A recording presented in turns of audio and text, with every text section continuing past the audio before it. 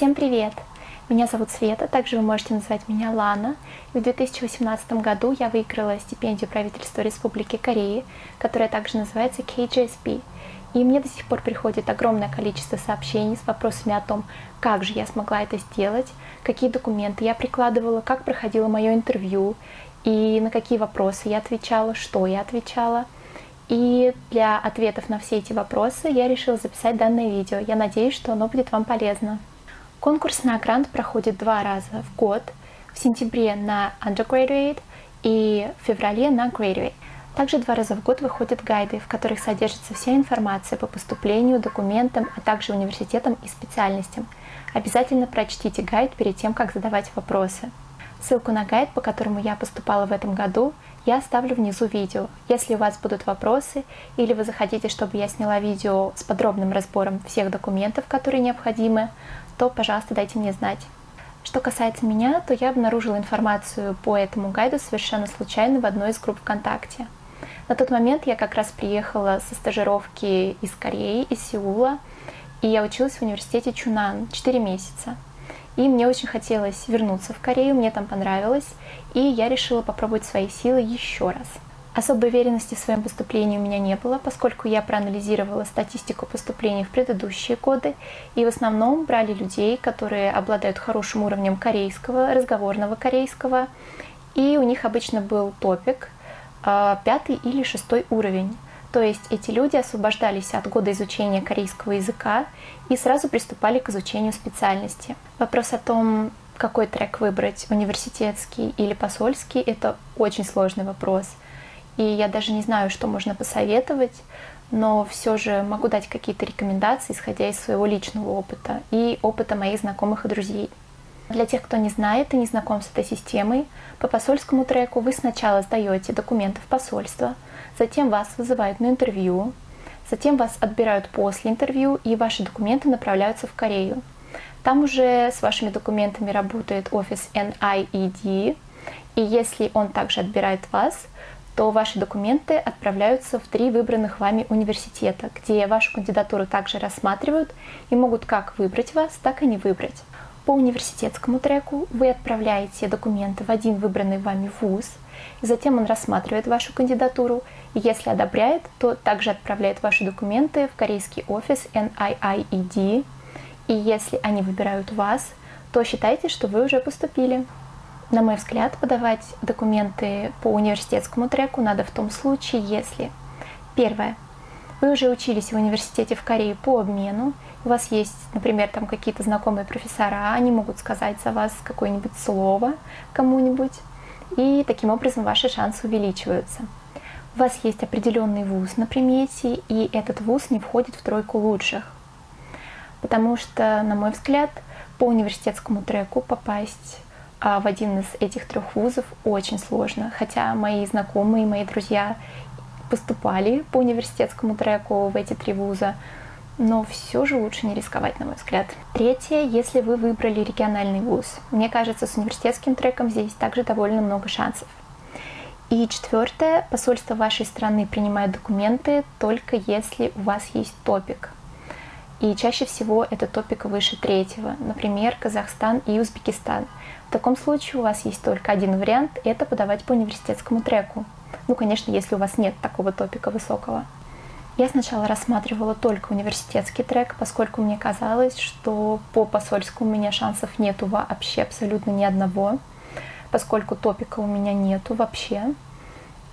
И поэтому я хотела подать в университет Саганг, тоже довольно хороший университет, который находится в Сеуле. Но в конце концов, почему-то я все-таки подала по посольскому. И мне хотелось рискнуть, потому что учиться я все-таки хотела больше всего в университете Йонсе. Поэтому как раз-таки моим выбором стал Йонсе, Ихва и Пусан. Повторюсь еще раз, что топика у меня не было, однако у меня был диплом университета Чунан, и там было написано, что мой корейский примерно на уровне intermediate, но, честно говоря, это не совсем правда, совсем неправда. И теперь я хочу рассказать о том, какие же у меня были документы. Итак, первое – это диплом об окончании бакалавриата МГУ имени Ломоносова. факультет иностранных языков и регионоведения, и специальность моя – это культурология. Средний балл 98%.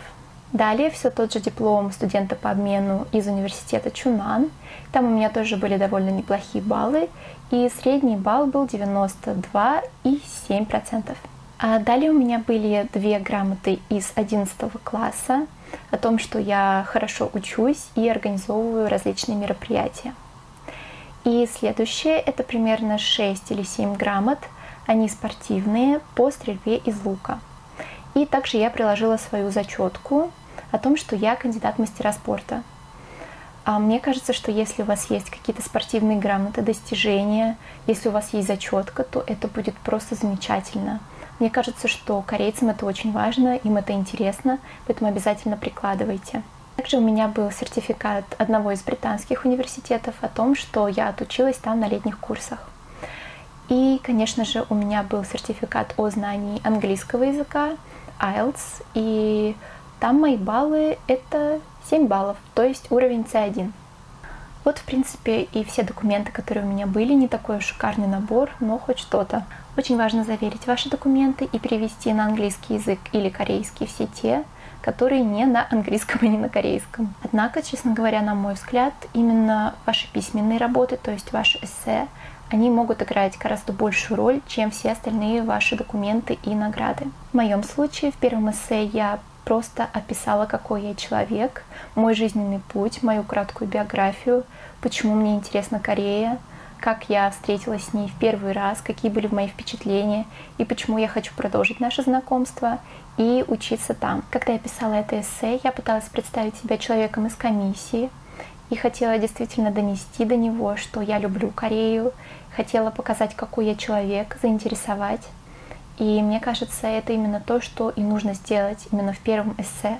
То есть они должны заинтересоваться вами как человеком. И ваше эссе должно действительно быть написано красиво, красивыми словами и очень логично, чтобы люди просто заинтересовались и действительно подумали о том, что они готовы потратить на вас деньги. Второе эссе называется Study Plan. И на самом деле для его написания вам просто нужны предметы, которые вы собираетесь изучать, которые хотите. Вы можете взять их с сайтов университетов, которые вы выбрали, и просто можно их перечислить и объяснить, чем они вам интересны и как они вам помогут в вашей будущей профессии. Future Plan, на мой взгляд, это очень-очень важное эссе, потому что именно по нему комиссия поймет, что вам действительно необходима учеба в Корее. А ваша главная цель — комиссию эту убедить. Поэтому, пожалуйста, напишите его как можно более конкретно. У меня было несколько вариантов этого эссе, и мой первый вариант был просто ужасен, потому что там я на самом деле просто перечислила профессии, которые мне интересны, и возможные места работы. И, в общем, это смотрелось все достаточно расплывчато, и было в целом непонятно, зачем мне вообще учеба в Корее. В конце концов, я полностью переписала Future Plan, и, конечно, я построила его на своей любви к стрельбе из лука и на том, что в Корее стрельба из лука очень развита. И мне кажется, что все удалось. И также мне кажется еще важным отметить то, что вам необходимо показать, что вы хотите как-то способствовать развитию отношений между вашей страной и Республикой Корея. Вот, в принципе, и все мои документы. И все их я собрала и разделила по 4 папкам. 1 папка посольству и 3 папки университетам. Причем я не знаю, зачем я это сделала и почему, но я взяла 3 папки в цветах университетов, взяла какие-то стикеры, понаклеивала их. В общем, все это смотрелось очень аляписто. На самом деле, потом на интервью мне за мои папки досталось. И когда я пришла их относить в посольство, там лежал такой контейнер, и там лежали папки всех тех, кто сегодня их уже сдал. И я была просто в таком шоке, я даже запаниковала, потому что они были абсолютно все одинаковые, обычные прозрачные папки. И мои вот такие вот разноцветные, они смотрелись просто дико, будто я из леса вышла. И через некоторый промежуток времени, приблизительно, может, 2 недели или месяц, я уже точно не помню, мне позвонили и сказали то, что приглашают меня на интервью. В общем-то, к своему стыду я расплакалась и еле-еле просто произнесла в трубку: «Да, я приду». В общем, это было жалко. Я думаю, про интервью стоит рассказать в отдельном видео, поскольку там очень-очень много информации, которой я хотела бы поделиться. И поэтому, думаю, запишу еще одно видео. И, в принципе, на данный момент я рассказала все, о чем хотела. Так что, если у вас будут какие-то вопросы, пожалуйста, задавайте, не стесняйтесь. Я с готовностью отвечу. Всем пока и удачи!